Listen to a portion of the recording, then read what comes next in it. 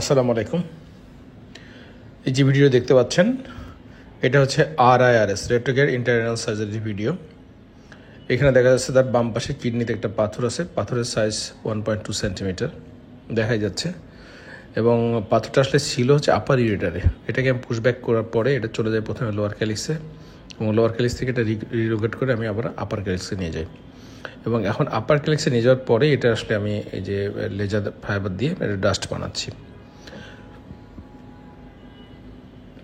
যে স্টোনটা দেখা যাচ্ছে এখানে, ক্যালিক্সগুলো দেখা যাচ্ছে, আপার ক্যালিক্স মেনলি, এবং যে স্টোন দেখা যাচ্ছে স্টোনটা আমি লেজার ফাইবার যেটা দেখা যাচ্ছে এখানে ব্লু কালার ফাইবার দিয়ে আমরা এটাকে ডাস্ট করছি, এবং এই প্রসিডিউরের নাম হচ্ছে RIRS। আমার অনেকগুলো ভিডিও আছে, ওখানে বলা আছে RIRS এবং PCNL এর পার্থক্য। RIRS আসলে কোনো ছিদ্র করা হয় না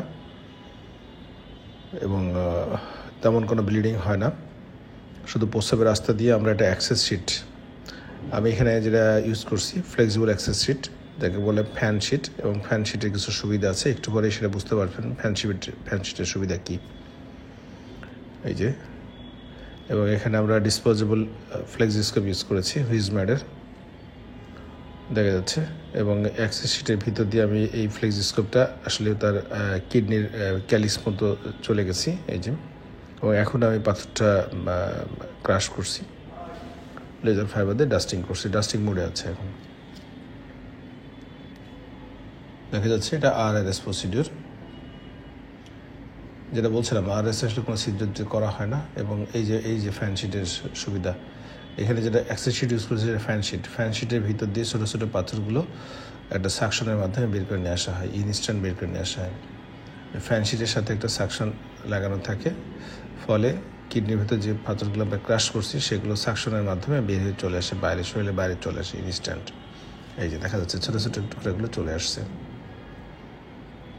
এবং ফ্যান শিটটা আসলে এটাকে নেভিগেট করা যায়, অর্থাৎ কিডনির সবগুলো ক্যালিক্সের মধ্যে নিয়ে যাওয়া যায়, যে কারণে পাথরগুলো চলে আসে। এই যে দেখা যাচ্ছে পাথরগুলো ফ্যান শিটের ভিতর দিয়ে বের হয়ে আসছে। ফ্যান শিট ইউজ করার পর থেকে কিন্তু স্টোন ক্লিয়ারেন্স রেট অনেক বেশি RIRS-এ, এবং ম্যাক্সিমাম ক্ষেত্রে দেখা যাচ্ছে আমরা ম্যাক্সিমাম স্টোনই আসলে বাইর করে নিয়ে চলে আসি।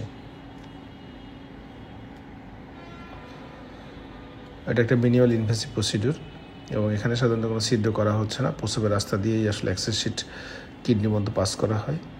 এর একটা সুবিধা, অনেক সময় কিডনি নালে অনেক সময় যথেষ্ট মোটা থাকে না, সেক্ষেত্রে ইনিশিয়ালি আমরা স্ট্যান্ডিং করি এবং 2 সপ্তাহ পরে আমরা RIRS করি। এই পেশেন্টের যদিও আমরা প্রি স্ট্যান্ডিং লাগে নাই, ইউরেটা যথেষ্ট ডাইলেটেড ছিল, সেই কারণে এক সিটিং এটা কমপ্লিট হয়েছে। এই পাথরগুলো আমরা ধরে নিয়ে আসছি, এটা একটা বাস্কেট দিয়ে পাথরগুলো ধরে নিয়ে আসছি, এবং সেটা অ্যাক্সেস শিটের ভিতর দিয়ে চলে আসছে।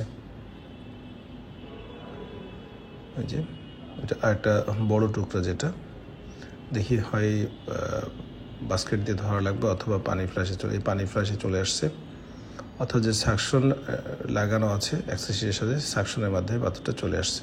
এই যে পাথর শরীরের বাইরে চলে আসছে।